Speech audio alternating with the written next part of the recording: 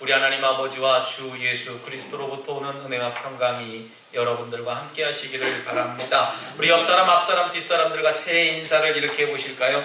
새해 예배에 승리하십시다. 이렇게 인사하시겠습니다. 새해 예배에 승리하십시다. 아멘. 예배에 승리하는 것이 복보다 더 큰 복입니다. 그럼 다시 한 번 더 인사하실 때에는 새해는 꼭 전도하십시다. 이렇게 인사하겠습니다. 새해는 꼭 전도하십시다. 아멘. 새해는 전도하자 그랬더니 목소리가 조금 줄어드시는 것 같은데, 여러분들 끝까지 우리가 전도해서 우리가 하나님이 가장 기뻐하는 것, 그것을 우리가 드릴 수 있는 믿음을 가지시기를 바랍니다. 제가 오늘 책을 읽다가 이런 말씀을 본 것 같습니다.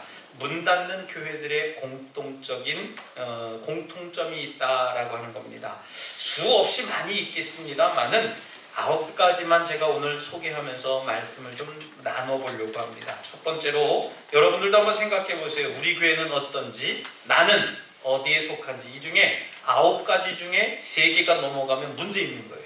저는 이거 보면서 내 문제구나 생각을 했습니다. 우리 교회가 부흥하지 못하고 성장하지 못하는 게 목사 문제구나, 저는 그렇게 좀 깨달았습니다. 여러분들도 한번 들어보시면서 좀 깨닫고, 금년에는 나 때문이니까 내가 변화되어서 부흥하고 성장하고 우리 교회가 더 발전했으면 좋겠다는 믿음을 가지시기를 바랍니다. 첫 번째입니다.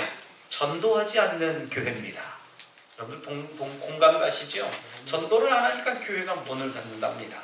흔히 전도를 한다고 하면 전도지만 돌려요. 그냥 전도지만 계속 형식적으로 전도는 하는데, 그런 전도를 가지고서는 생명을 잉태할 수 없다는 겁니다. 입으로 또 발로 뛰면서 세상 사람들 삶 속에 뛰어들어가서 그들과 더불어서 살아가며 전도하는 것이 가장 강력한 전도의 모습이라고 하는 겁니다. 한 생명을 천하보다 더 귀히 여기고 생명 구원을 위해서 전력을 다하는 우리 덕수교회가 될 줄 믿습니다. 특별히 어려움을 당하고 있는 세상 사람들의 쉼터가 우리 덕수교회가 되어야 될 줄 믿습니다. 그래서 많은 사람들이 교회 오면 마음이 편해요. 교회 오면 마음이 즐겁습니다. 교회 오면 행복해요. 이런 고백들이 나와야 된다라고 하는 겁니다. 두 번째입니다. 기도하지 않는 점잖빼는 양반교회입니다 라고 하는 거예요. 이게 무슨 얘기냐면요, 합심해서 우리 부르짖어 기도합시다 그러면요,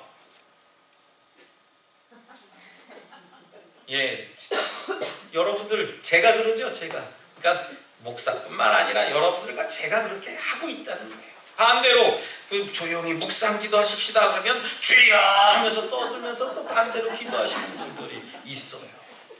여러분, 기도 앞에서 기도 인도하는 사람의 지휘에 따라서 함께 목소리를 낼 때는 목소리를 내자, 함께 집중해서 묵상하자 할 때는 묵상하자, 그런 것이 필요하다라고 하는 거예요. 여러분, 그 좀 묵상만으로 고개 숙이고 있을 뿐이지 부르짖지 않아요. 어떤 분하고 제가 식사를 하며 얘기를 나눴습니다. 목사님, 부르짖어서 기도하지 않으면요 졸게 돼 있어요. 맞습니다. 아멘입니까? 여러분, 새벽에 저도 누차례 경험합니다. 조금 피곤해요. 오늘은 좀 주여 이러고 가만히 묵상을 해야지 하다 보면요, 어느새 시간이 다 지나갔어요. 큰 소리로 확성기에서 음악이 쫙쫙 나가는데도요, 그걸 잠 잘 와요.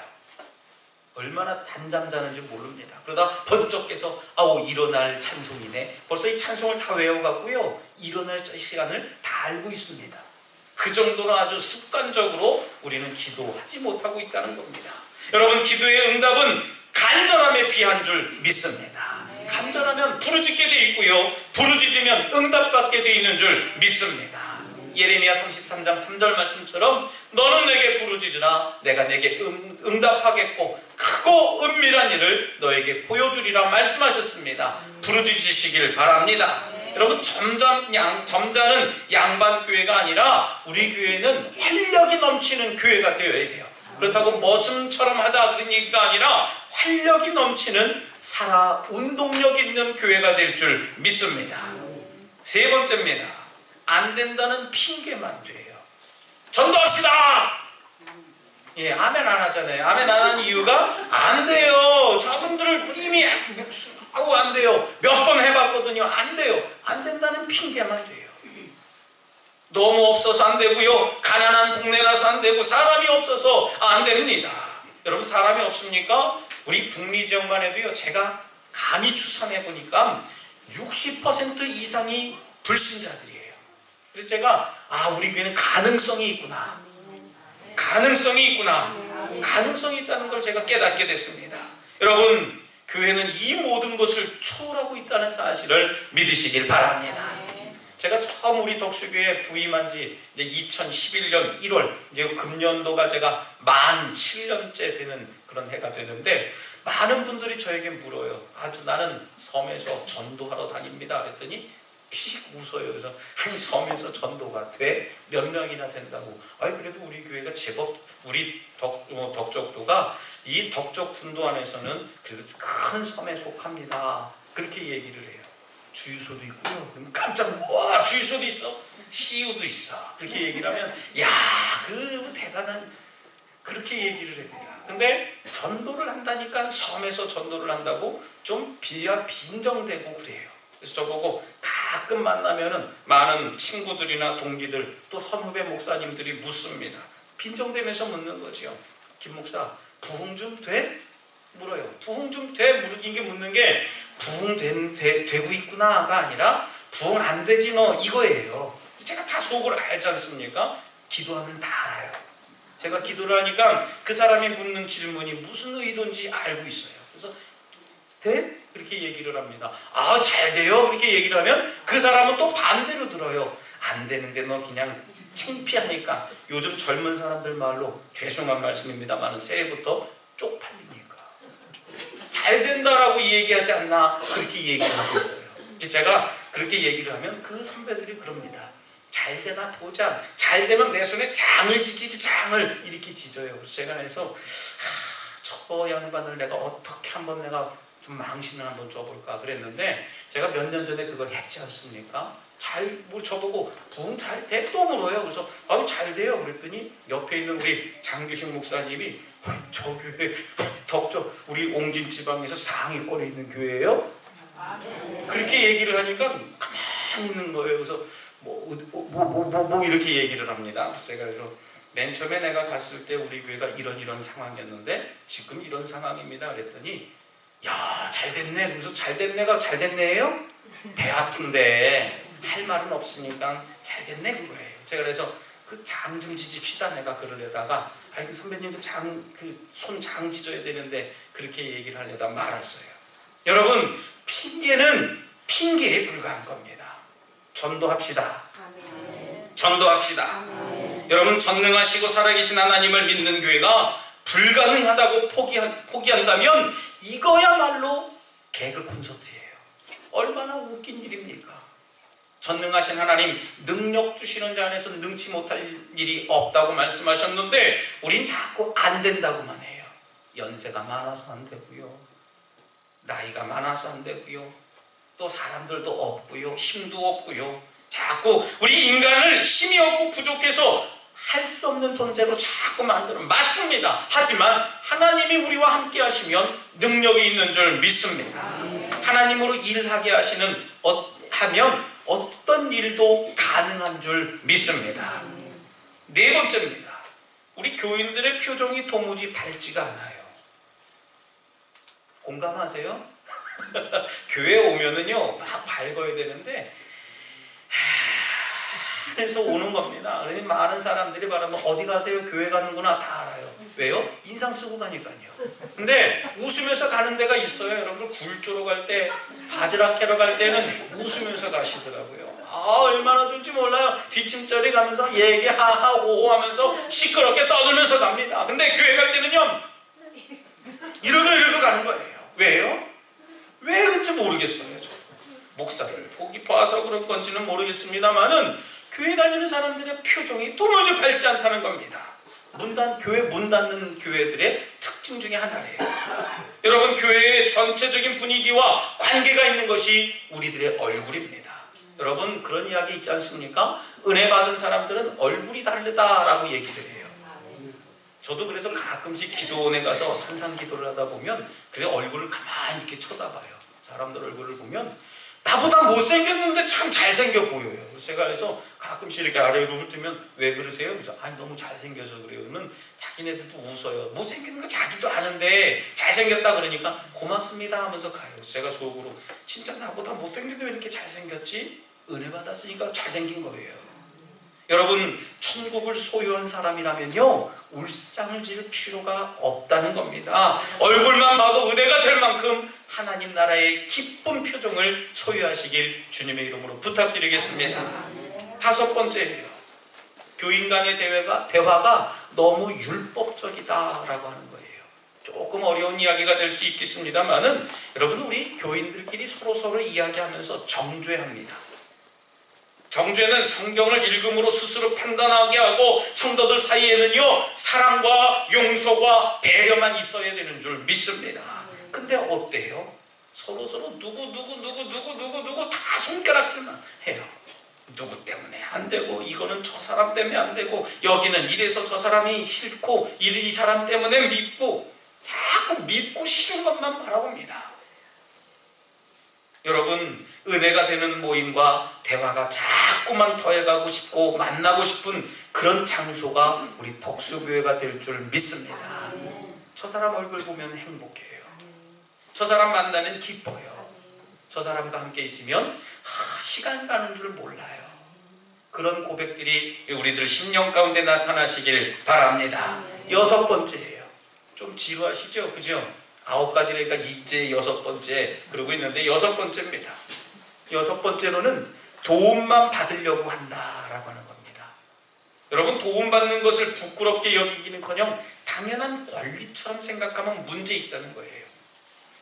여러분 성경은 받는 자의 복이 아니라 주는 자의 복에 대해서 자꾸 언급합니다. 풍족해서 나눠주는 복이 아니라 내가 연약해도 내가 궁핍해도 나눌 수 있는 복이 축복이라고 하는 것을 알게 해요. 여러분 하나님의 축복을 받는 교회가 되려면 줘야 되는 줄 믿습니다. 전혀 없는 가운데서도 주는 교회가 되기 시작하면 신기하게도 부어주신다는 사실이에요. 우리 교회가 먼저 경험했지 않습니까? 여러분 우리 교회가 남들에게 선교하고 배려하고 나눌 때에 귀중한 복이 되었다는 사실을 저와 여러분들이 이미 몸소 경험하고 체험하고 있습니다. 여러분 도움받기보다는 도움을 주는 교회가 될 줄 믿습니다. 일곱 번째입니다. 교인이 올 때까지만 기다리지 말아야 된다는 거예요. 저도 이 부분을 참 잘 못합니다. 영혼을 사랑하는 열정이 없으면 아무리 기다려도 오지 않아요. 여러분 교회는 기다리는 장소가 아닙니다. 오늘 예배 전에 성경 우리 복음성가를 부르면서 예배를 시작했는데요. 가서 제자 삼으라 했을 때 가라 했다는 겁니다. 여기 가만히 앉아서 제자 삼으라가 아니라 세상 가운데 가서 내 제자를 삼아줘라 라고 하는 거예요. 여러분 안 보이면 보고 싶어서 찾아가서 도와주고 권면하는 그런 사랑의 신방으로 울타리를 치시길 주님의 이름으로 부탁드리겠습니다. 여러분 사탄 마귀가 우는 사자와 같이 양떼들을 잡아먹으려고 입을 벌리고 덤벼드는 아주 무서운 세상 속에 우리는 살고 있어요. 서로 주 안에서 사랑하고 보고 싶고 그리워하는 그 사랑의 끈으로 여러분을 한 사람 한 사람 묶어가시길 주님의 이름으로 부탁드리겠습니다. 여덟 번째입니다. 교육을 하지 않아요. 여러분 교육이 없는 교회는 미래가 없는 교회입니다. 우리 교회도 교회 학교가 작게 시작이 돼서 지금도 몇 명이 모여서 예배합니다만은 저는 참 소망이 있다고 봐요. 왜냐하면은 이 중고등학생들보다도 유치부 학생들이 더 있거든요. 제가 어저께 어떤 분하고도 얘기하면서 다 기꺼이 길러놓으면 대학 간다고 다 인천 나가서 안 들어온다라고 얘기를 웃으면서 드렸는데 여러분 유치부가 있다라고 하는 거는 우리 교회의 교회학교 꿈나무들이 자라나고 있다는 거거든요. 여러분 다음 세대를 위해서도 교육은 반드시 필요한 겁니다. 바르게 성장시키고 봉사를 하게 하려면 교육은 필수 조건이라는 거예요. 어떤 분들은 저보고 어떤 아이는 저보고 처음에 와서 목사님 그러지 않고 아저씨랍니다. 그러니까 아저씨도 좋아 괜찮아 와. 그래서 하나씩 바꿔내는 거예요. 아저씨라고 하기보다는 나는 목사님이니까 목사님 이렇게 부르는 게 더 좋아 그랬더니 그 작은 목소리로 목사님 그러는 거예요. 하나씩 바뀌어져 가고 있거든요. 여러분, 나중에 교회가 부흥이 되면 한다고 교육을 미루면 안 된다는 겁니다. 한 영혼이 있어도, 어린아이 한 명이 있어도 그 한 영혼을 소중하게 여기며 교육해야 된다는 겁니다. 여러분, 교육은 선택이 아니라 필수로 여기는 교회가 될 줄 믿습니다. 마지막이에요. 여러분, 성령의 역사를 하심을 인정하지 못하는 교회는 문을 닫고 만다는 겁니다. 우리 교리와 신학에 의해서 하나님의 능력이 부정되어져 가고 있습니다. 하나님 어디 계시냐? 감히 얘기해요. 하나님 역사하시지 않는다. 하나님 기도 응답 안 들어주신다. 감히 우리들 입술로 얘기합니다. 여러분, 부흥이 되는 교회들의 공통점은요, 기도의 응답이건 귀신을 쫓아내건 안수하건 신효의 역사와 문제 해결의 역사가 쉬지 않고 계속해서 일어난다는 거예요. 믿습니까? 여러분, 기도가 이루어진다라고 하는 건 뭡니까? 아까 서두에 제가 말씀드렸던 것처럼 기도는 갈급함에 비례한다라고 얘기를 했어요. 갈급하면 부르짖게 되어져 있고요, 부르짖으면 응답받게 되어져 있는 줄 믿으시길 바랍니다. 여러분들, 부르짖는다. 여러분들 얼마나 부르짖었습니까? 우리가 생사를 걸고 부르짖었을 때에 하나님 응답해 주신다는 거예요.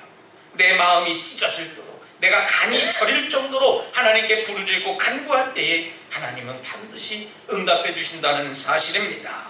여러분, 초대교회를 부흥시킨 것은요, 교리나 신학이 아니라 예배 속에 임재했던 성령, 오직 성령의 역사로 부흥했다는 사실을 믿으시길 바랍니다. 오늘에도 교회의 부흥은 성령의 능력이라는 사실이에요.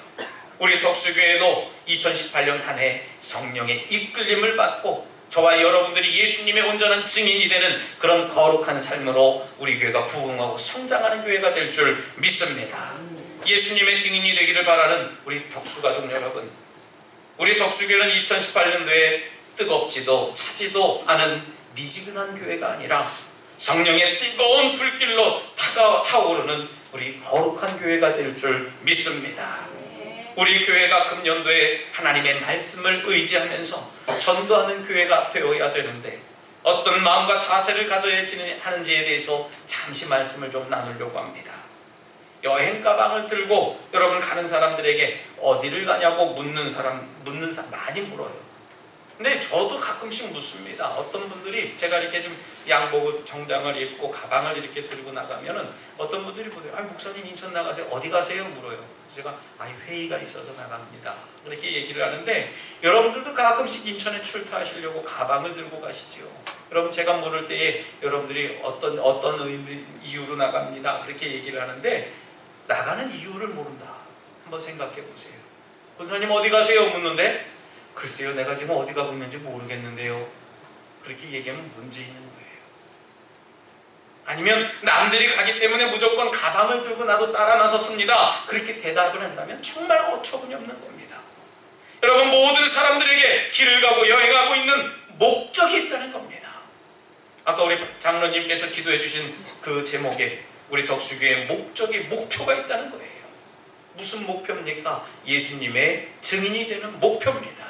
저와 여러분들이 해마다 이 목표를 바꿔가고 이루어가고 있습니다만은, 여러분들, 이것은 우리 교회 목표지 내 목표는 아니에요 묻는 게 아니라 내 목표가 교회 목표고 교회 목표가 나의 목표다라고 하는 사실을 믿으시기 바랍니다. 많은 사람들에게 묻습니다. 어디 가고 있습니까? 물어보면 목적지를 얘기해 줘요. 근데 목적지를 제대로 얘기하지 못하는 사람들은 문제가 있다고 말씀드렸지 않습니까? 여러분, 그런 것처럼 우리 그리스도인들에게도 교회에 나오고 예수님을 믿는 목적이 분명히 있어야 되는 줄 믿습니다. 누군가가 여러분들에게 왜 교회 다니세요? 왜 예수 믿으세요? 여러분 그렇게 묻는데, 글쎄요 하고 묻는 대답을 한다면 참 그것도 문제예요. 여러분, 한마디로 예수님을 믿는 믿음으로 죄사함을 받고 구원을 얻으려고 내가 예수를 믿습니다. 내가 교회에 그래서 출석합니다. 그런 답이 있어야 되는 줄 믿습니다. 여러분, 모세가 하나님의 부름을 받았을 때에도 그는 자신의 막중한 일을 감당할 수 없어서 여러 가지 이유를 하나님께 대며 핑계했어요.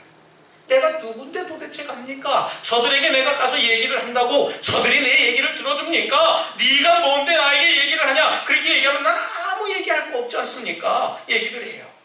내가 가서 얘기한다고 해도 믿지 않을 뿐더러 내 말을 듣지 않는 것이 저 사람들의 모습들 아닙니까? 라고 하면서 자꾸 하나님의 명령을 거역하고 반응을 해요. 노아의 때도 그랬고요. 선지자들의 때에도 그랬습니다. 오늘을 사는 저와 여러분들에게도 전도합시다, 교회에서 무슨 일을 합시다 하면 여러 가지 변명들이 앞장서 나오기 시작합니다. 여러분, 전도하라고 하면, 사람들에게 전하라고 하면 구구한 변명들이 많아져요. 말을 잘 못해서요. 사람들이 없어요. 가서 전도할 사람이 없습니다. 여러분, 전도할 사람이 정말 없나요? 한번 주위를 살펴보시기 바랍니다. 하지만 하나님께서는 우리와 함께 해주시기 위해서 여러 가지 기사와 이적들을 보여주십니다. 모세에게도 이야기하십니다. 네 손에 든 것이 뭐냐? 지팡인데요. 던져라 했을 때에 뱀이 됩니다. 뱀을 잡을 때에 여러분, 머리를 잡는 게 아니고 꼬리를 잡으라고 하십니다. 아주 무모한 행동이에요. 어려운 행동입니다. 뱀의 꼬리를 잡는다라고 하는 건 여러분, 있을 수 없는 일이거든요. 위험천만한 일입니다. 그런데도 하나님은 아시면서도 꼬리를 잡으라고 명령하셔요. 왜요? 내가 너와 함께 하시기 때문에 어려운 환경 속에서도, 위험한 환경도 너를 지켜줄 것이다 라고 하는 음성입니다. 가슴에 손을 넣어라 그랬습니다. 문둥병에 걸려요. 다시 넣어라, 깨끗해집니다. 여러 가지 징표를 보여주시고 증인이 될 것을 저와 여러분들에게 이미 보여주셨다는 거예요. 여러분, 모세가 바로에게 가기 전에, 백성들에게 가기 전에 하나님으로부터 징표를 받고 하나님이 함께 하신다는 확신을 갖고 담대하게 나갔던 것처럼 오늘을 사는 저와 여러분들이 해야 할 일이 있다면 바로 하나님에 대한 확신을 저와 여러분들이 갖고 있어야 된다는 얘기예요. 믿습니까? 하나님 이런 분이시다. 내가 하나님 만났더니 정말 내 삶이 바뀌어지더라. 내가 하나님 만났더니 내 입술이 바뀌어져서 하나님만 증거하는 입술로 변하더라 라고 하는 그런 변화가 되어야 된다는 겁니다. 그러기 위해선 제일 먼저 할 일이 있다면 저와 여러분들이 내 자신이 구원을 받았는지 여부를 확인해야 돼요. 저 도시에 나가면 이단 종파들이 그런 물음을 합니다. 구원받았습니까? 물어요. 여러분들에게 누군가에게 묻는다면 구원받았습니까? 물으면 여러분들은 구원받았죠 얘기하죠. 그죠? 근데 몇 날 몇 시에 언제 어디서 받았습니까? 물어보면 대답을 잘 못합니다. 저도 그 대답에는, 그 질문에는 대답을 잘 못할 것 같아요. 왜요? 몇 날 몇 시 몇 초 어디 언제 어디서 구원을 받았느냐? 여러분 생각하고 있으세요? 아마 여러분들 제 생각에는요, 여러분들 태어난 날짜, 시간, 장소, 어떻게 태어났는지 여러분들 기억하시는 분들 없을 거예요. 아마 그거 기억하신다라고 하면 아마 초능력자일 겁니다. 아마 태어나자마자 여기가 인천이구나, 여기가 덕적도구나, 여러분들 그 아이가 안다고요? 아니요. 누군가가 가르쳐준 겁니다. 부모가 가르쳐준 거예요. 아니면 옆에 있는 사람들이 가르쳐준 겁니다. 여러분, 이 시간 우리는 솔직하고도 양심적인 자세로 내 자신을 향해 정말 나는 구원받았는가? 우리 스스로 물어야 된다는 겁니다. 여러분, 그리고 그 물음에 자신 있게 나는 구원받았다라고 하는 그 확신이 저와 여러분들 가운데 있어야 됩니다. 여러분, 그 구원받은 확신의 증표로 주님은 우리에게 성령이라고 하는 도구를 주셨어요.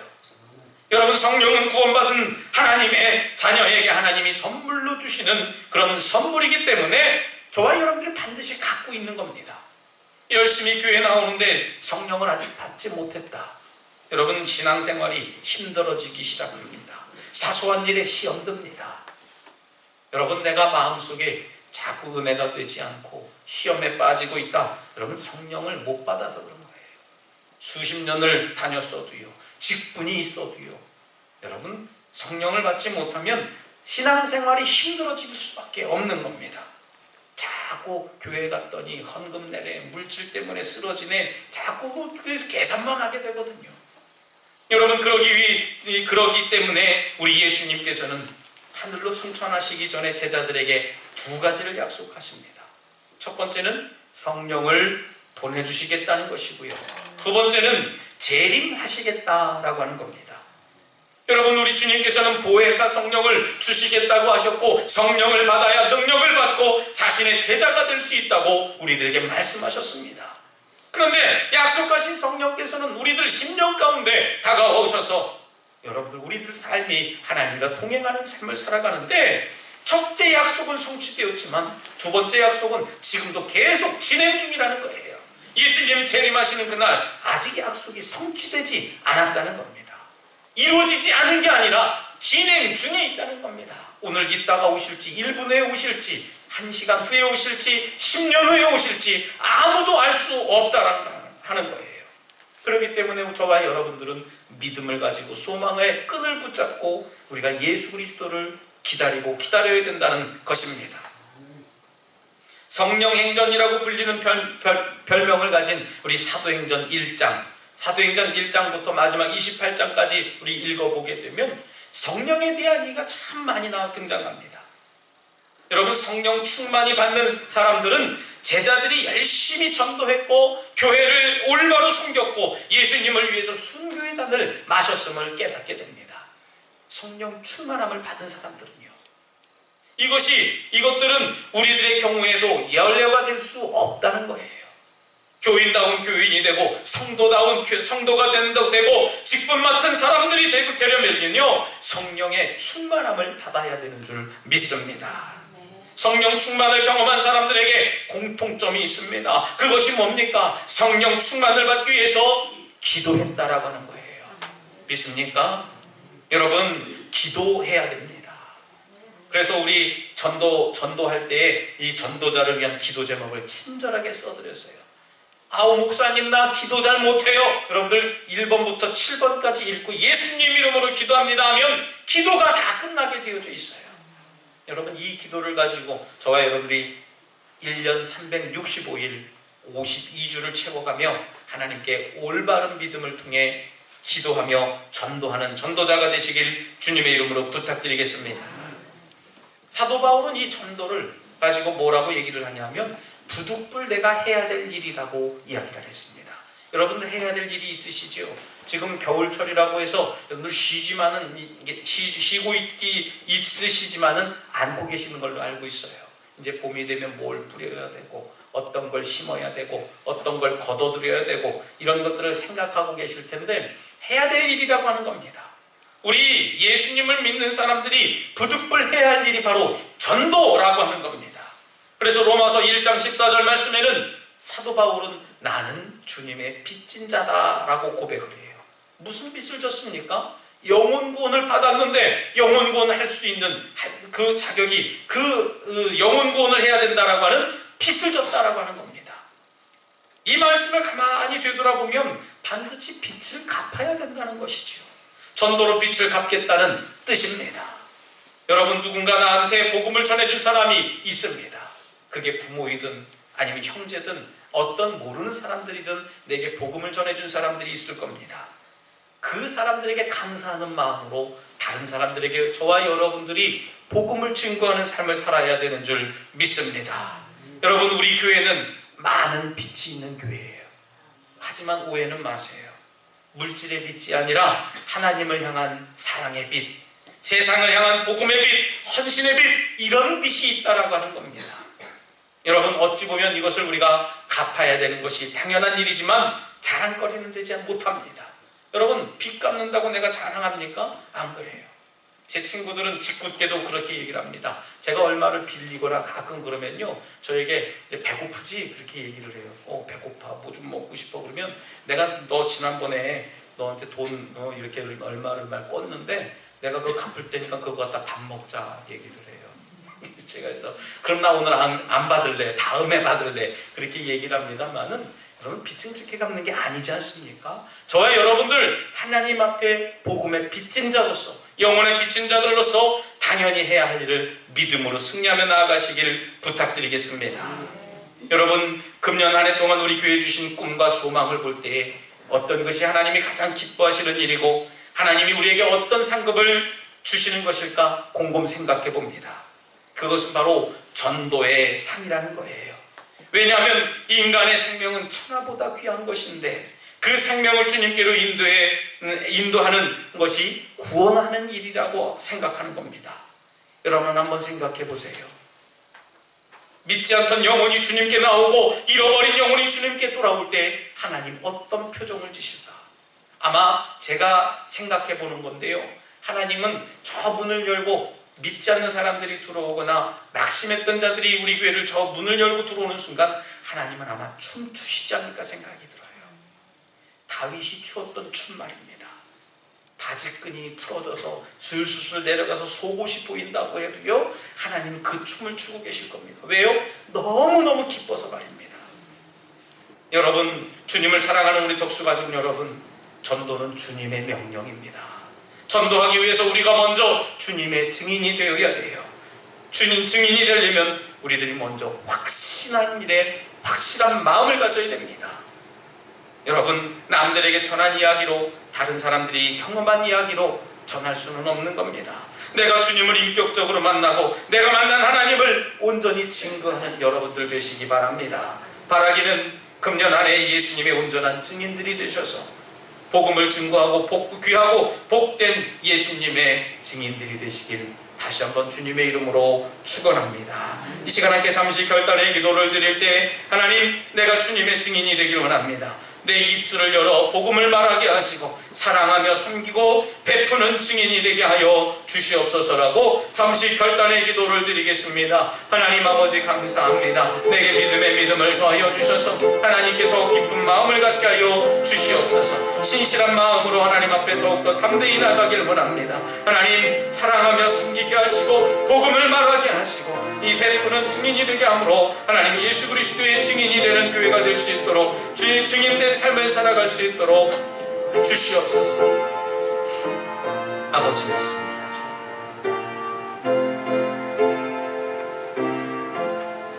하나님 감사합니다. 2018년도를 시작하며 하나님께 감사의 예배를 드리게 하심을 감사합니다.